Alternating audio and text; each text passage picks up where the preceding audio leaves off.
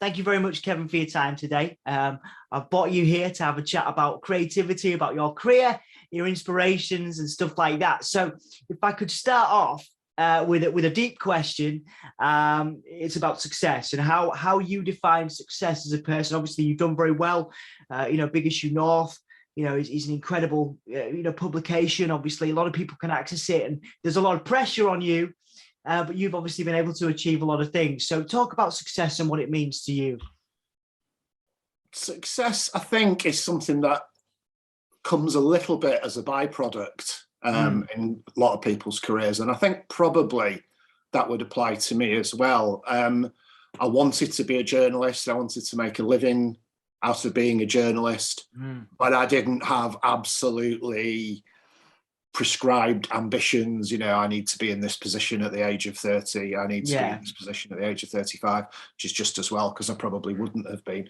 But for me, it's the ability to sort of practice journalism to the best of my ability and to make a living from it in an incredibly competitive industry that's very rewarding. And I suppose the test of success comes with the fact that, despite the ups and downs of the industry and despite the ups and downs of the last couple of years, I still enjoy going to work. Yeah. This is going to sound a little bit pious, and it's not meant to be, but, it's a bit of a privilege to be a journalist in the sense that you can make a living out of sticking your nose into other people's business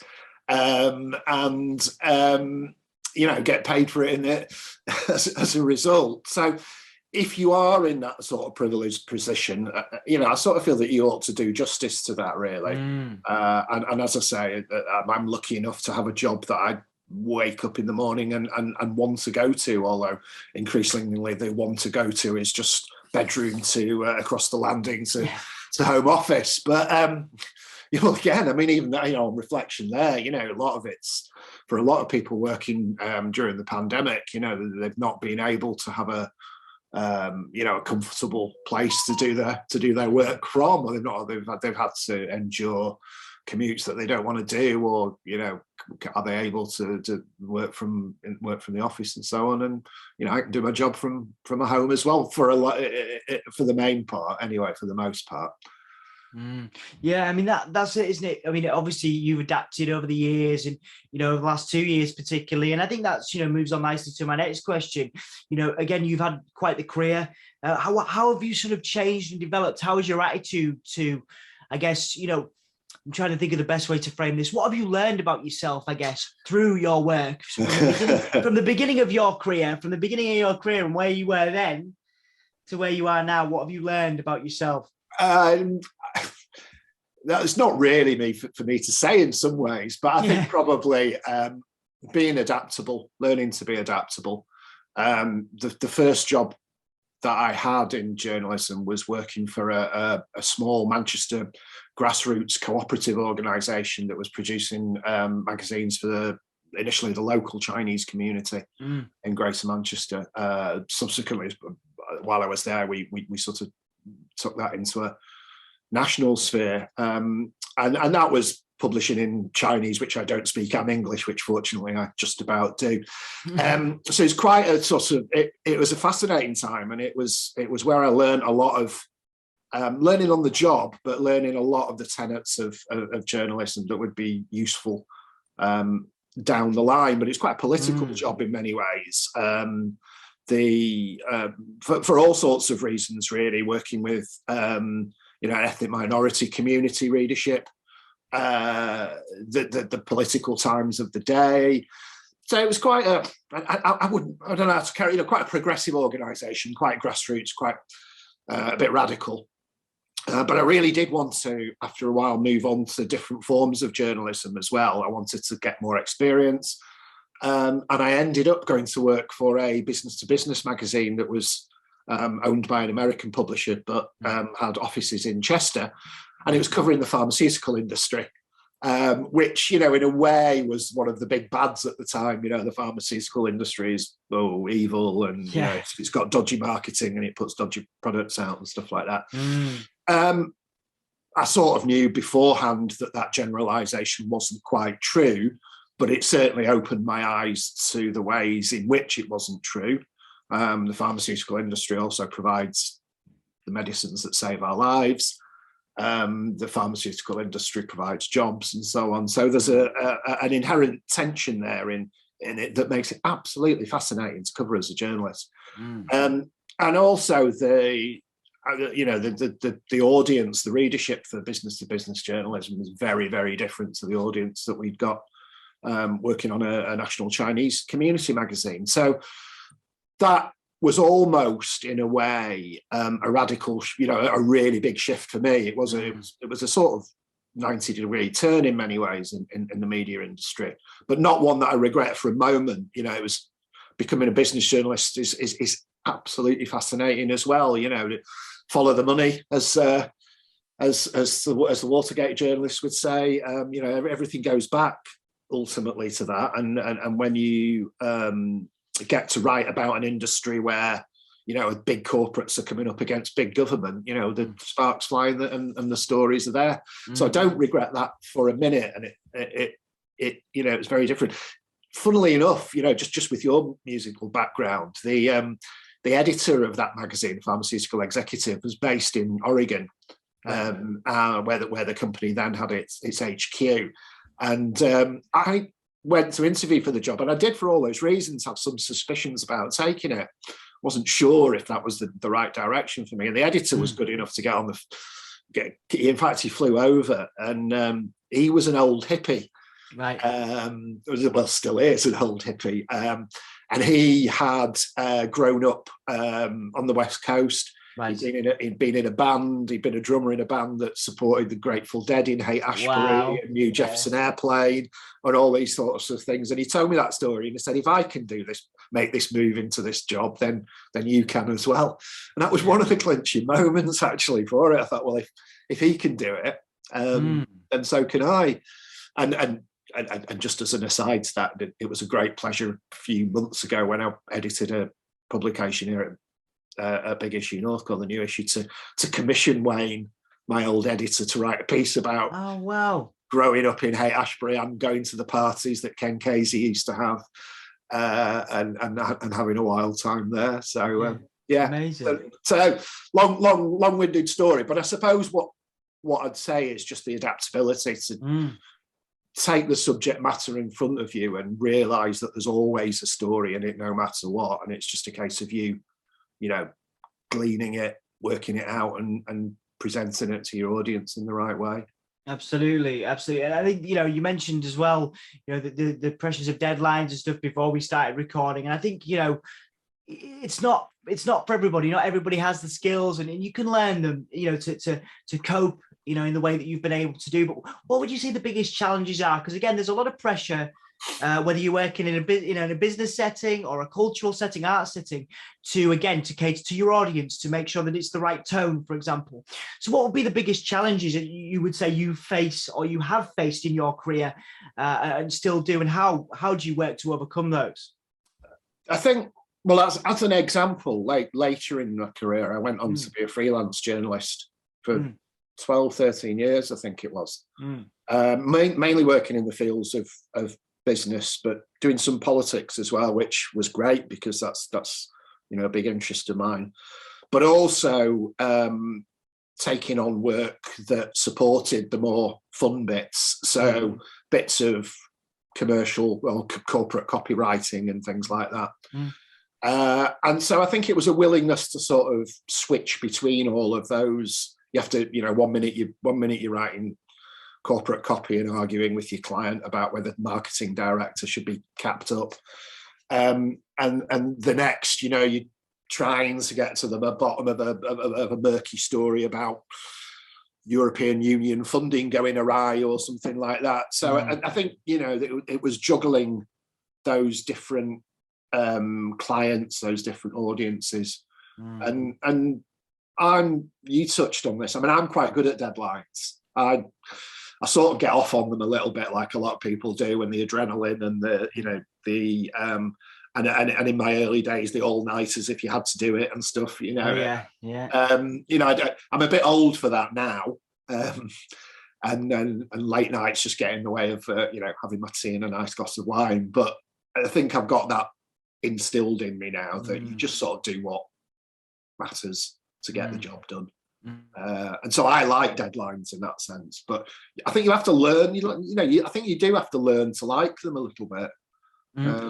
There's a sort of certain degree of pressure that, that does get the adrenaline flowing and that gets the writing, that gets the juices going. Absolutely. And that, before we carry on, talking a little bit about in terms of your career, what about talk about the juices flowing and things that you're inspired by. What about outside of work? Like, what is it that motivates you? Are you inspired by any particular types of art, for example, movies? What is it that sort of, really inspires you outside of a work environment? What do I love? I love music. I mean, everybody says that, don't they? The first bits of journalism I ever did was for the student newspaper. Actually, did nice, yeah. A couple of live reviews. I think I did The Fall and Van Morrison. Oh wow, cool. Both of which I remain a fan of. Yeah. Both of it. Thinking about it, some similarities there in the slightly cranky nature of Marquis Smith and Van Morrison. That never occurred to me, actually. I don't know if I'm drawn to those types of people. No, maybe that's overthinking it. So yeah, music remains, a big love. I really enjoy cooking. I really enjoy reading, but obviously reading's a funny one because you read so much during your working days. Sometimes that's not what you love to do in the evenings. But when I go on holiday, I love nothing more than just taking a pile of books and sitting in the sun. So I suppose, music, cooking, reading. I'm a big cricket fan. I'm a big rugby league fan as well. That probably keeps me going. Absolutely, man, absolutely. I mean, like, it's funny, The Fall keeps popping up in a lot of our sort of music and culture interviews as an influence for people. It's interesting talking about your musical taste. Do you have like a top 3 bands that you always go back to, or top 3? No, I don't actually. You're not the first person to ask me this, and I had to do a Desert Island Discs type thing years ago. And I spent ages thinking over it because I think probably they're a bit unfair, they're a bit invidious, those lists, aren't they? Because they change so much. You'd have asked me a long time ago and it would have been The Fall and New Order, but it would have been John Martin as well, and it would have been Burning Spear. And so I don't have a top 3, no. I mean, current artists that I'm listening to, there's always a Fortet release that I'll be buying. Because he's prolific, and in fact, he's one of those people. Not everything he does is brilliant, but in terms of that creativity, he just gives everything a go, doesn't he? And when it hits the mark, it hits really the mark does. in a brilliant way. So that's probably, if you look where my money has gone over the last few years, that he'd probably be the biggest recipient. I don't do it. I used to be a big vinyl man. I used to do not much. I used to do more home DJing than anything, but I used to have my set of Technics decks is still in the kitchen gathering dust these days. Really, it doesn't get opened very often, but I could never get rid of the records from that era. So a lot of that sort of dance and electronica as well. There's always time to crack it out again, man. There's never too late, Kevin. That's why I can't quite get rid of it yet. I've got a bunch of drum machines and synths that I used to play with, and they're just packed away in my boxes behind me. And the temptation is to get them out, but then you're like, oh man, but there's a deadline, or there's something else going on. Absolutely. I can't waste the next 4 hours. But then it depends, isn't it? It's all about these days it's about practicing self-care. So maybe find half an hour instead of 40, and just try and do it. That's right. Fit it in. Go back to your career then. Obviously, we talked about some of the challenges you faced. Before we sort of get some tips and advice for young people with regards to Big Issue North and journalism and other facets of journalism. What about the best bits about your job? What is it? Because obviously, again, you talk about the pressures and the stress, and I know that you say you get off on it a little bit, but again, it's a big platform, a lot of pressure, a lot of people working, commissioning, etc., and a lot of work around it. What are the best things? What do you love the most about the job? I think the most is working with writers to see the idea, a good idea for a story, through to fruition. And that can be either a writer, a freelancer coming to me with an idea, and us developing it, or it can be, you know, me having an idea and finding the right freelancer to write it. I say freelancer, we don't get between, because we're a small office of full-time people. My colleagues Antonia and Christian do some writing as well, and they're both brilliant. So I'd include, you know, I'd include that as well. But where you have an idea that maybe takes a little bit of work of shaping it, maybe it doesn't quite turn out right, or you need to think of some new angles. You know, the ones that just sort of seamlessly flow from idea through to print are brilliant, but they're not always going to happen. So it's things like that, really, and then seeing it on the page in the end, thinking that was an idea, you know, a couple of months ago, and now it's worked out well. Even better, and this happens sometimes, is when the writer takes one of your ideas and does it better than you could have done. You know, I mean, I don't write very much these days, but you know, I've got a few grey hairs, so I can sort of sometimes see in my head how an idea might end up on the page and how it'd be good. But what I can't see sometimes is when somebody takes it and makes it better. So it's that's what I love most, and I always will. You know, and that can be different types of stories as well. Sometimes it's you know, sometimes just a straightforward interview where somebody's been really heartfelt about something that's gone in their lives, but quite often it can be an investigative story that requires an awful lot of work put into it, that looks really forensic and dull, but, you know, checking the numbers on a wage slip to see if that matches the one that they say they've not been paid, you know, and that sort of nuts and bolts stuff. That I find that really, really rewarding and exciting. But the other thing that I really like is sometimes just working on a batshit crazy idea that people think, why are you doing that?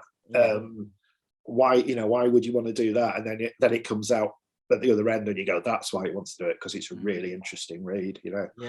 Quirky and challenging stories that aren't necessarily the smoothest run, but they're the most rewarding when you see them on the page, or you know, wherever. Right. Absolutely. It's a challenging job, but it is I always say it's one of the coolest jobs you can do. You know, because you get to meet so many interesting people, you know, and I think it's a wonderful testament to your work ethic, you know, that you're still doing it. Well, it's good of you to say. I mean, the different, one of the differences you showed, certainly between writing and editing, is that of course, as an editor, you have to respond to what your reader wants, and you know, they remain king and queen. No editor would ignore feedback. No editor would seek to deliberately antagonize readers or anything like that. So that's the main part of your job. But at the same time, you can't just respond to that. No. You can't just respond to what your readers say they want, because, you know, understandably, you know, our vendors in Liverpool would love it probably if we put the Beatles on the cover every week, because it would help them sell well. And, you know, of course we want them. So there is an element within you have to remain independent and single-minded without being dogmatic and egotistical, really. So there is an element of, well, yeah, that might not seem an obvious story for us, but we're going to do it anyway because it is interesting. We're going to do it anyway because it's got a public interest aspect to it. But you have to also, nevertheless, remain responsive to your readers as well. Absolutely. And I think that's it. That is one of the greatest challenges, is being mindful of who your audience is, and, you know, I guess finger on the pulse, to use a cheesy phrase, you know, and I guess that's in terms of, you know, keeping your mind sharp and stuff. Is that just, you know, constantly working with your writers, going to events like UCLan and stuff like that? Like how do you maintain your I suppose we've already covered it, but how does that passion get maintained? Is it how do you maintain your edge? As I think so. Yeah, concerned about. Do you know, the main thing for me, and this is going to go back to sort of student years and stuff, the main thing is just read the papers. Yeah. I mean, and not the papers, of course, anymore in a digital age. You know, just read voraciously, keep up with the news and stuff like that. And I've always really enjoyed doing that, I think. And as Hunter Thompson, another someone once said, a bit of a cheesy source, of course, but journalism was a job where he got paid to read the papers. And what more? I suppose going back, my mum and dad, going back before I'd even heard of Hunter Thompson, my mum and dad were really voracious consumers of media. So we had lots of newspapers in the house. We had the news on all the time. So I was well brought up in that regard, and it carried over to me a little bit. So I think that's the main thing, really. And you can do that from your own screen. But obviously as well, and COVID has had an impact here. Obviously, you can't just rely on that to, you getting out and meeting people, talking to sources, talking to potential writers. It is crucial, and that has been affected, I think, a little bit. I think that it's obviously one for another day, but the levels of creativity have dropped at all as a result of us working from home, and I don't think they have substantially. If it's certainly not within our team, for example, where it's tight knit and we all get on anyway.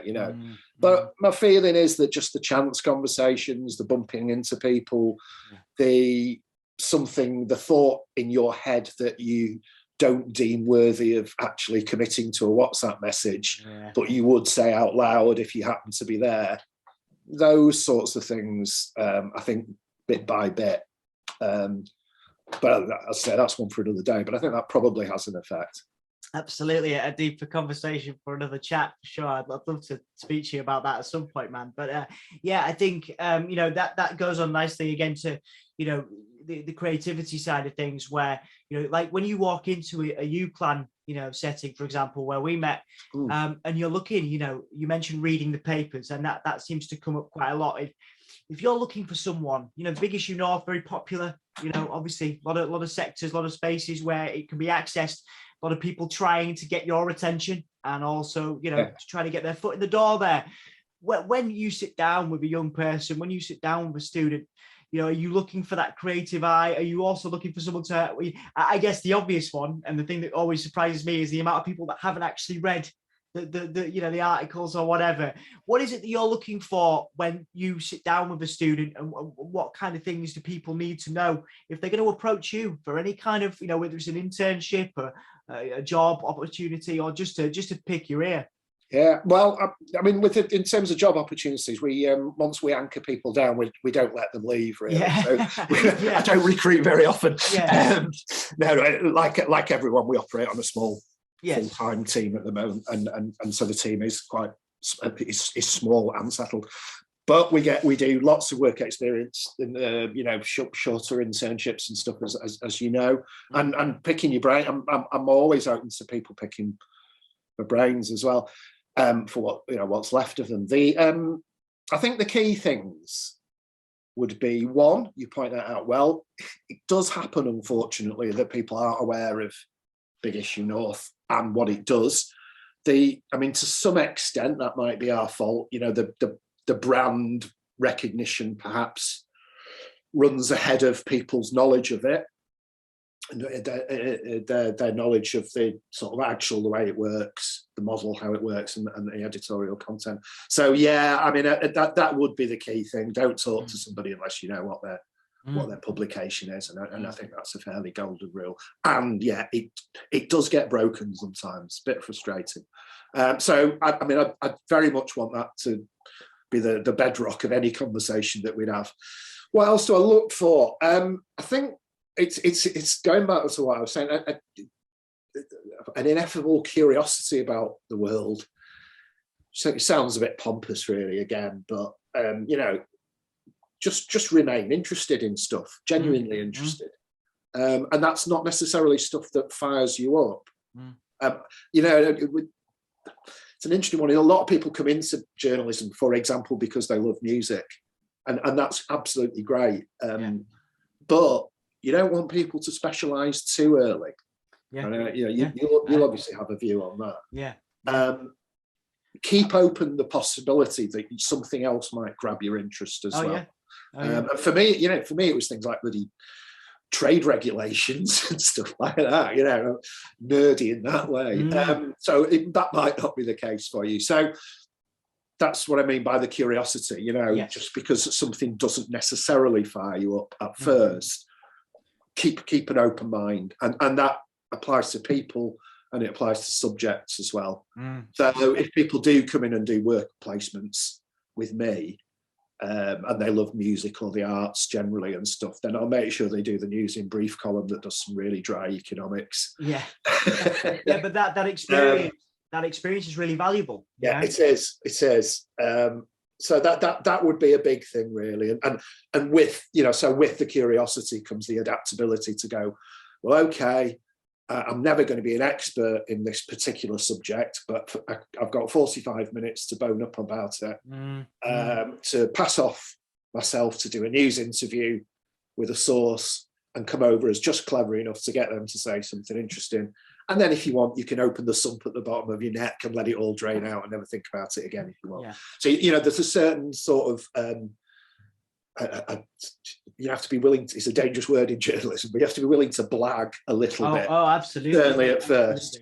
Absolutely. You know, you're not an expert on something, but make it possible. And this was like the sort of, going back to my business journalism days, and particularly when I started covering the pharmaceutical industry, you know, you go to a conference, I'm never going to be able to talk to this guy from Merck Sharp and Dome about their latest product, but if I've read the FT and I've seen that their rival's share price is down that day, you can have a bit of a chat with that guy, and you know, he can become a contact further down the field. So you're not going to be an utter expert on stuff, but with a bit of cunning intelligence, you can get by, and that is really rewarding in a personal sense, and it makes for a better journalist, I think. Absolutely, it is that sort of, that I always say minimum, you know, 30 minutes of, if you can afford it. If you can't, then do what you can, but just research as much as you can before you're going to chat to somebody, because it just, you know, it's about respect. And I think some of the most rewarding emails I've had from PRs or music companies or whatever have been, you know, thanks for taking the time to, you know, and when I say research, all I mean is research a previous interview if you can. What have they said about this? You know, obviously what's going on at the time for them, and just kind of bring that in. And I think that's one of the things that it's easily done, because there'll be something out there already, you know, to draw from. And I think that's one of the key things I learned. And the second thing, like you say, you know, you're going, you know, re-emphasizing that, you know, I've written about sex, I've written about disability, I've written about mental health, you know, because I haven't, you know, I've written about what it's like to be an accessible shopper. Do you know what I mean? Going into shops and things, you know, you sort of look at areas that you can not be an expert in, but certainly have some knowledge about, and you look at ways to, you know, to diversify into that. So, you know, people always say, like, people might typecast you as a certain type of journalist, or but you're not. You know, you've written about everything. You've written about you've written about all kinds of stuff. And for me, people always think I'm strictly a music journalist, but I spend the majority of my day writing around mental health or disability, accessibility. You know. And it can afford you some wonderful opportunities. Like, you'll have done some traveling, you'll have, again, you know, met some wonderful people. And I think that's, you know, you never know what's going to happen. You know, like I ended up in America a couple of years ago doing stuff with MIT around accessibility. Right. You know, and I'm a music, you know, that was when I'd done most of my music stuff, but it's just somebody who was a music fan, liked what I was doing, and asked me if I would be interested to go over to Boston, you know, for months and do some work. And it's crazy how things like that can happen in journalism if you just have that interest. And that's what I'm hearing you say. Well, it's funny, like you got to MIT on the back of a shared music love, and I took a job as a pharmaceutical industry writer because on a musical link there as well. So. You know, I mean, it's crazy. And I think that stuff needs to be, you know, or certainly should be, you know, highlighted, because, you know, if you're not, you know, a lot of people come to me and say, how do I get a job in the music industry? And I'm like, well, get as much experience. And I think that's actually an interesting thing to get your opinion on, to add in. One of the key things I get asked is the value of experience versus education. Now, obviously, we're both former UCLan, You know, like I'm not. No, I'm not. Well, you've got an association, an academic association. Yeah. Is the best way to phrase it. So now, a lot of other people go get master's degrees, and they go and get that, and they go, oh well, you know, I've got this academic background now. Can I go and get this job straight away? Now, I always say, you correct me if I'm wrong, this is my experience, so it's maybe a little bit different, but the jobs I've got have been off the back of conversations in pubs and bars, and, you know, the occasional Zoom call these days, but usually face-to-face interaction. Very rarely has it been based on the fact, I've never, ever, no one's ever gave a flying fig that I've got an MA. And I mean that with all respect to you, Clan, and that experience that afforded me while I was there. But none of my job interviews have ever given, you know, it's all about the kind of person you are and how you interact with that team. So I'm going to wind it back around now to my original question. What is your view on academic qualification in journalism versus experience, face-to-face experience, internships, work placements, you know, versus that academic? Yeah. I'm not sure I see it quite in a binary way or in an oppositional way. I think it's so competitive now as an industry. My advice would be to get a degree in a non-journalism subject and go and do a year's journalism course, broadly. Nice. I would, and for God's sake, I mean, I wouldn't really offer careers advice. I expect people to take careers advice from me, really. But I would caution against the 3-year journalism degrees on the basis that you've got that time to go and learn about something else, and you can get a little bit too caught up in the micro, the micro focus of journalism, really, so that you just seeing the world through the prism of journalism, where you don't want to be restricted in that way, I would say. But I would advise now to get what to do an NCTJ or something very, very close to. And I've changed in my views a little bit over the years, just because it's become so much more competitive. And it helps you just stand out that little bit more, and it helps you convince editors that, you know, you'll have one or two of the bedrocks of journalism. But I wouldn't be absolutely dogmatic about that. And then going back to the other part of the question, you can't do without experience now. You absolutely cannot. You can't come out of university with no experience of any of this and expect anyone to give you a hearing. So you need to be, in some way, you need to be showing your interest in, now I'm talking about journalism, obviously, because that's my bag, but, you know, your career, whilst you're doing your degree, if that's what you're doing. And if that's nothing more than writing a blog, then so be it. But obviously you've got student publications too. Though nearly every place has a publication of some sort on hand, and they're often they're desperate for writers or desperate for sub-editors and things. So another careers tip is take sub-editing seriously in journalism as well as writing. So no, you can't do it without showing some evidence. But I wouldn't get too worked up if you've not been published, because that's really, really hard. Even as I say, you can stick it on your own blog or a Substack or Medium or whatever. And then, obviously work experience. We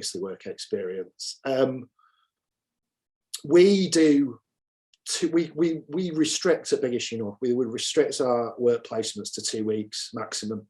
And the reason we do that is because we don't, unfortunately, have a budget to be able to pay interns, which I regret, but we just don't.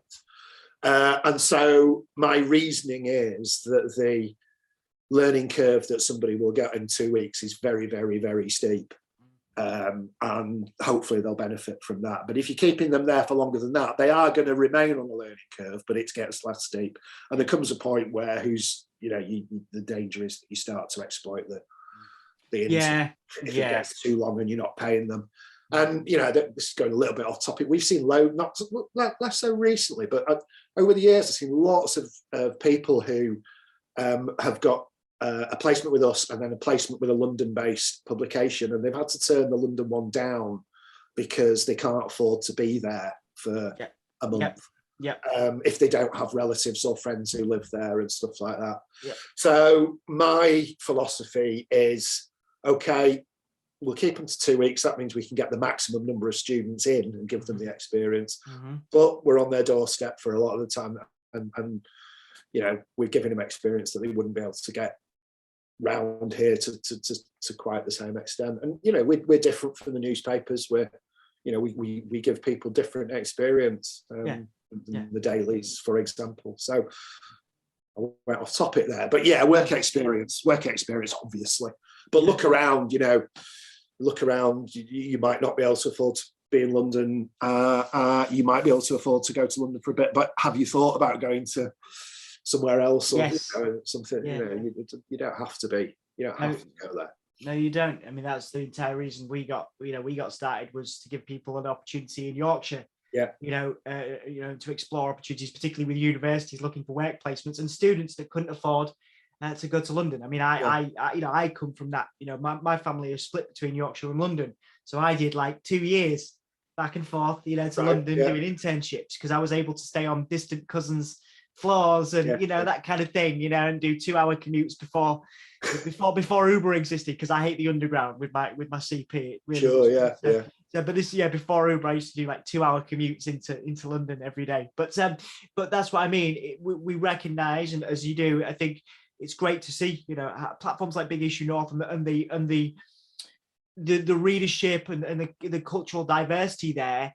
If you're in Manchester or even, you know, like I say, the surrounding areas, and you can commute in or whatever, there are opportunities there. And I think that's one of the reasons I wanted to talk to you today, is because it is a great opportunity. But again, it's not something, you know, it's not something you can just walk into. Journalism, you know, it takes creativity, it takes respect and research and things like that. So those are some of the things that I've sort of taken from today, and it's really wonderful to get to chat to you about this stuff. A couple more questions before we finish. The first one is, you know, what is your message then to the people that have supported you through your career? Obviously, the community around Big Issue North is huge. The people that support the magazine, but you yourself, the people that have supported your career, the people that have got behind you, family, friends, readers, etc. What is your message to those people that have got behind you and continue to do so through your career?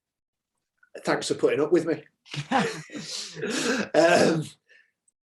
Well, certainly thank you to in the early days. You know, thank you to those editors, and they took a bit of a chance on me when I didn't necessarily have the experience and stuff that they were looking for, and that.